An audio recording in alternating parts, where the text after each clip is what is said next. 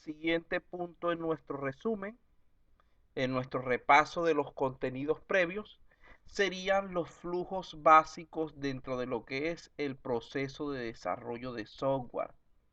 Recordemos en primer lugar que un flujo de proceso es aquel que describe el orden en que se van a ejecutar las actividades y el tiempo de duración de cada una de ellas. De allí que existen diversos tipos de flujos de proceso, los cuales van a establecer cómo va a trabajar nuestro proceso, nuestro modelo de desarrollo de software, siendo los principales, esto no cambia, allá, siendo los principales tipos de flujo los que tenemos en pantalla: el lineal, el iterativo, el evolutivo y el flujo en paralelo. Además de esto, recuerden que se pueden combinar dos o más de ellos para crear un flujo mixto. Vean que esta es una pregunta que hice la vez pasada. Parece tonta, pero más de uno se equivocó. ¿Cuáles son los flujos de proceso básicos? Escriban por favor en el chat cuáles son los flujos de proceso básicos.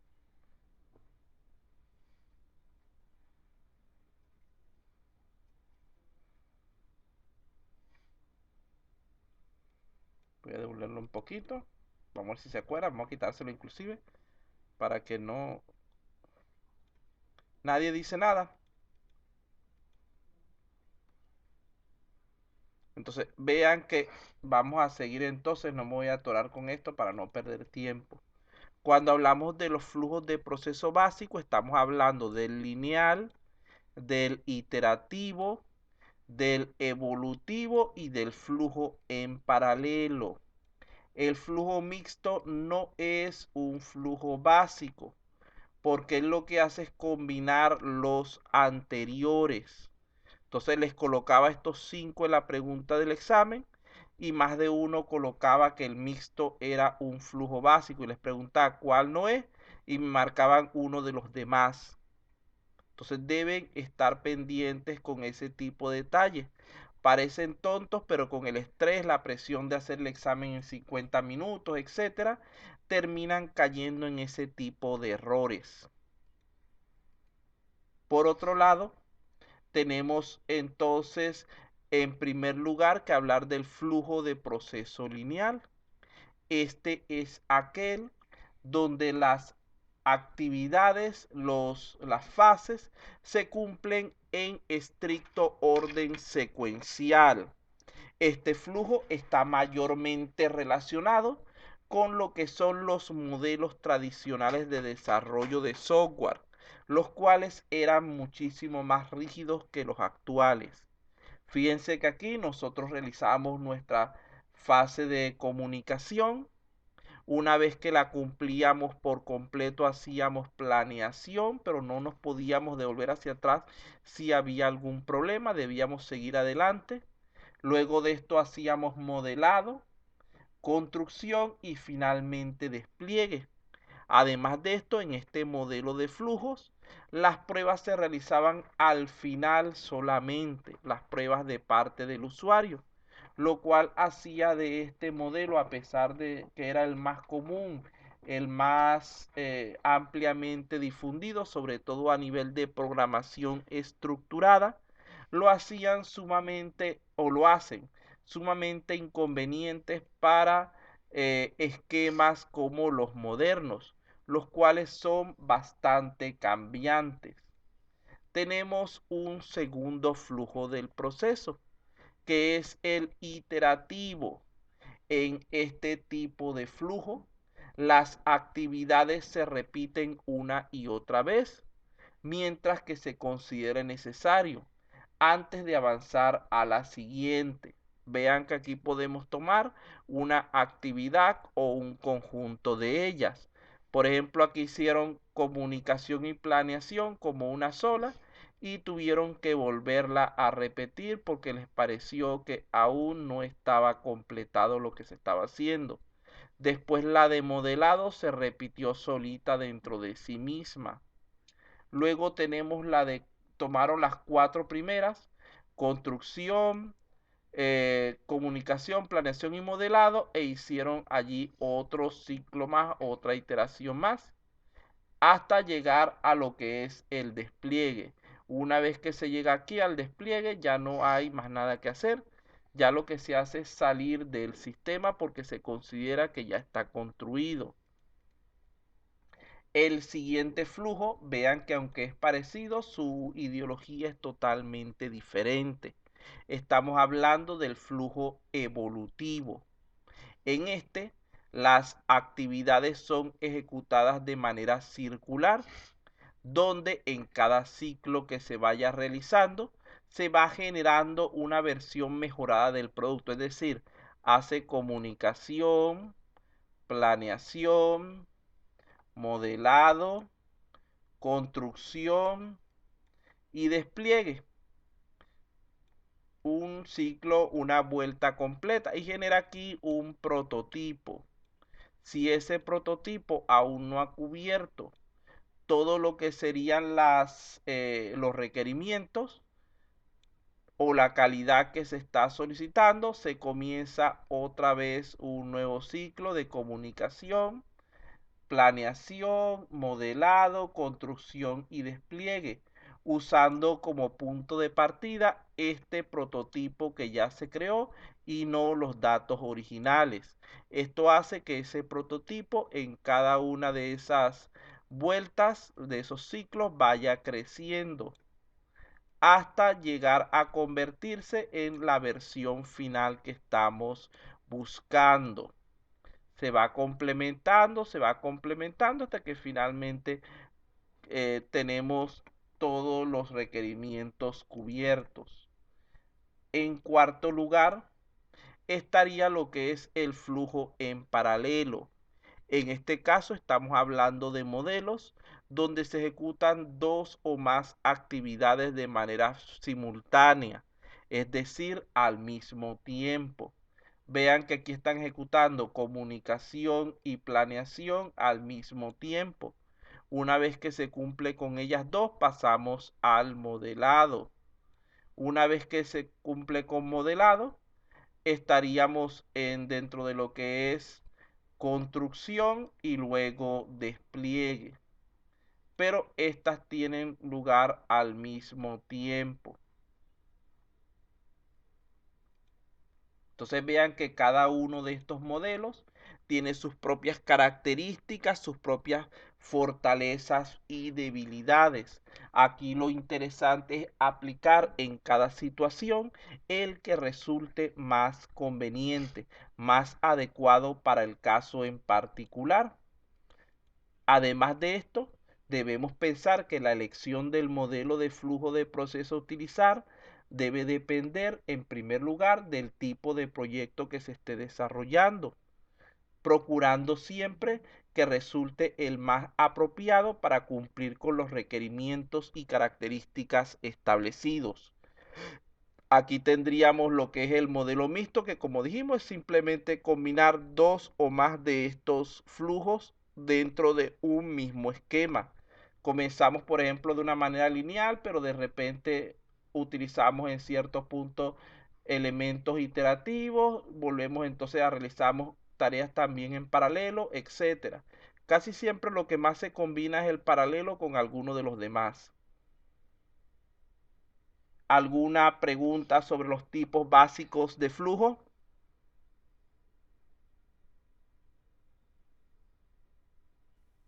No, profesor. Bien, continuamos entonces. El siguiente elemento que vamos a revisar brevemente en nuestro repaso sería el modelo RUP. ¿Qué significa RUP?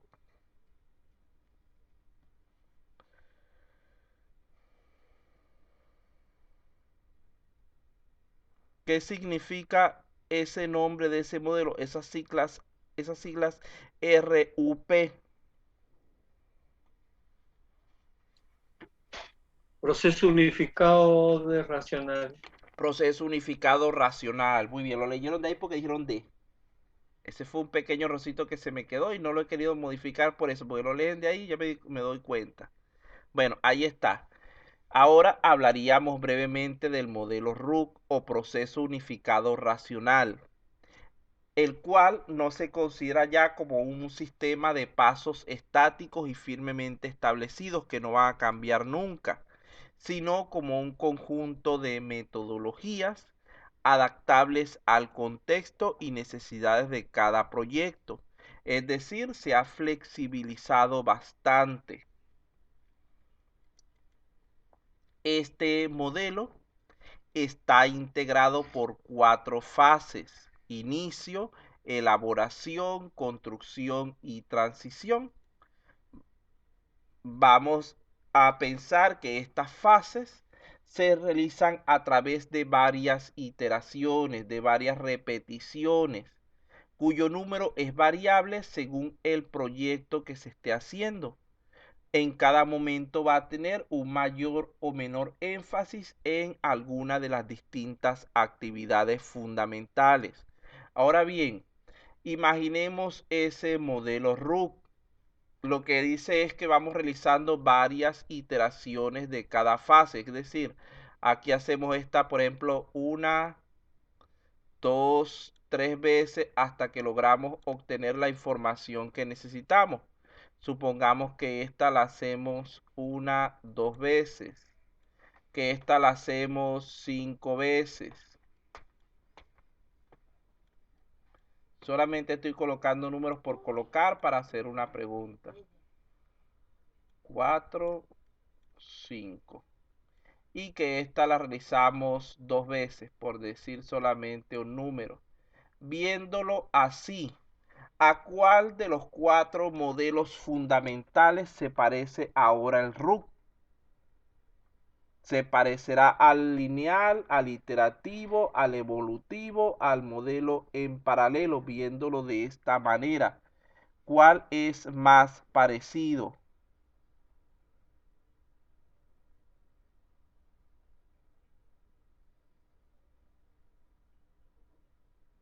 ¿Alguien dice algo más? Por allí dijo alguien lineal.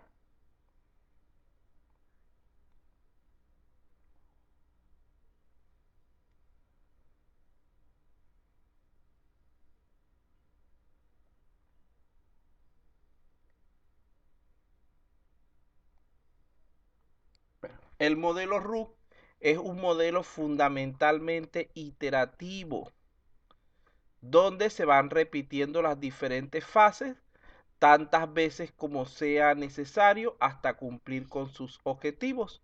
Es decir, se parece a este flujo que tenemos aquí. Fundamentalmente se parece a ese. Lo que pasa es que al final de cuentas, actualmente, sobre esta base se ha construido un modelo más de tipo mixto, que permite lo que es la realización de tareas inclusive en paralelo, como dice el compañero. Pero fundamentalmente el modelo RUC es un modelo de tipo iterativo. Vamos a hablar entonces ahora un poco de cada una de sus fases. En primer lugar, tendríamos la fase de inicio. Es aquella que tiene como propósito definir y acordar el alcance del proyecto, identificando además los riesgos asociados al mismo y proponiendo una visión de tipo general de lo que va a ser la arquitectura de software a fin de producir el plan de fases y de iteraciones posteriores. En esta fase se hace especial énfasis en lo que es la obtención y análisis de los requerimientos. Por lo tanto, podemos decir que está mayormente relacionada con lo que son las actividades de comunicación y planeación.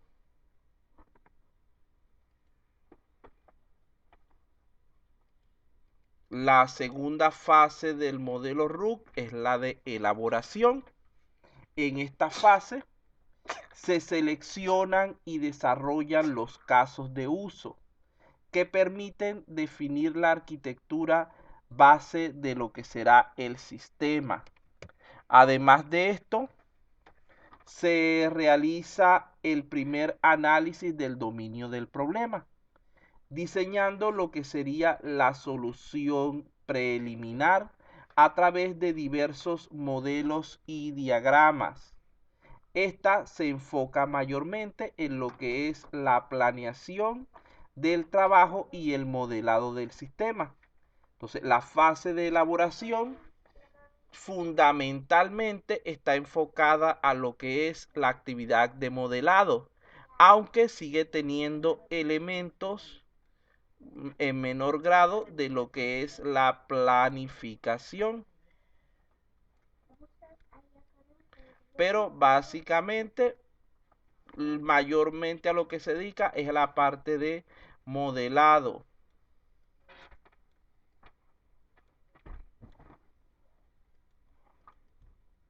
La siguiente fase es la de construcción. Ya estamos claros entonces en cuanto a cómo funciona, porque tiene el mismo nombre inclusive que la actividad correspondiente.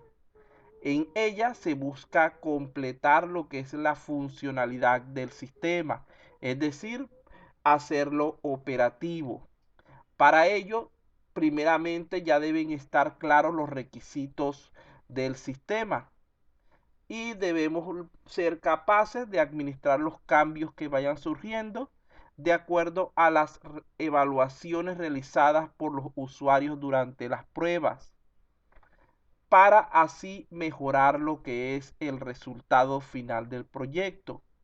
Esta fase se enfoca principalmente en lo que es codificación del software y creación de prototipos, incluyendo también, aunque en menor grado, un componente vinculado con lo que son las pruebas.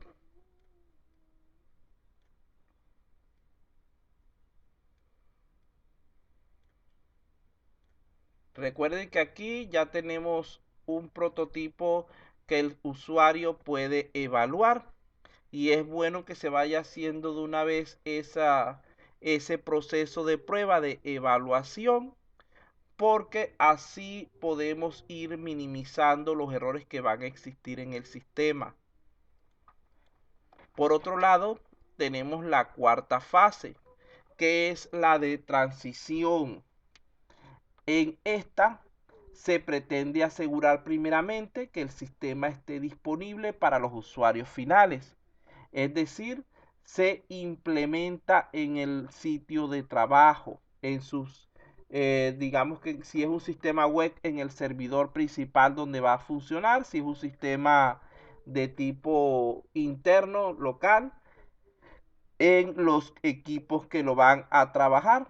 Además de esto, hay que ajustar los errores y los defectos que se vayan encontrando en las pruebas de aceptación, capacitar adecuadamente a los usuarios, proveer de servicios de soporte técnico en caso de que sea necesario, verificando así que el sistema, que el producto cumpla con las especificaciones establecidas dentro de lo que es nuestro contrato de desarrollo de software, dentro de lo que es nuestra acta de constitución del proyecto.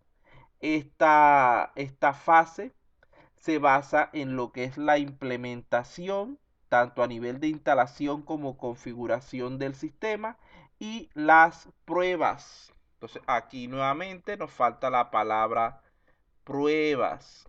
¿Qué tipo de pruebas se realizan aquí? Que ya lo dijimos.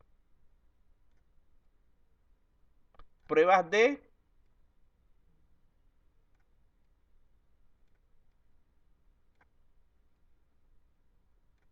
En esta última fase, ¿cómo se llaman las pruebas que se realizan?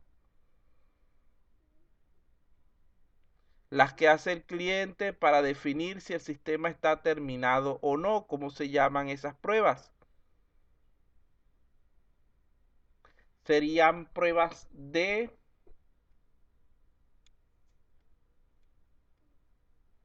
Aceptación, muy bien, lo felicito, compañero Wander, que está pendiente de aceptación.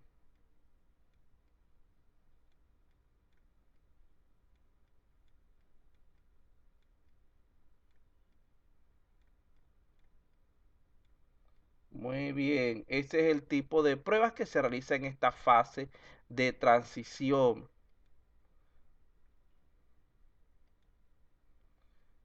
Por otro lado, si vemos el siguiente gráfico, que es acerca de las fases del modelo RUC, inicio, elaboración, construcción y transición, sin importar cómo clasifiquemos las actividades o disciplinas de trabajo, podemos ver que la cantidad de iteraciones en cada fase es variable. Por ejemplo, aquí en este modelo, para la fase de inicio hay una sola iteración, para la de elaboración hay dos, para la de construcción hay tres y para la de transición hay dos. Esto va a depender de las características específicas del problema que se esté resolviendo. Asimismo, la intensidad de trabajo realizado en cada una de las disciplinas o actividades va a depender de la fase del proceso en la cual nos encontremos. Fijémonos aquí, por ejemplo, la parte de los requerimientos. Vean que los requerimientos tienen mayor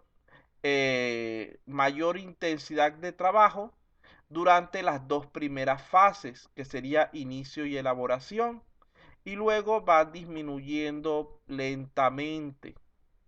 Podemos ver que la parte de implementación predomina sobre todo durante la fase de construcción. Podemos ver que la entrega del producto tiene lugar después del final de la construcción prácticamente.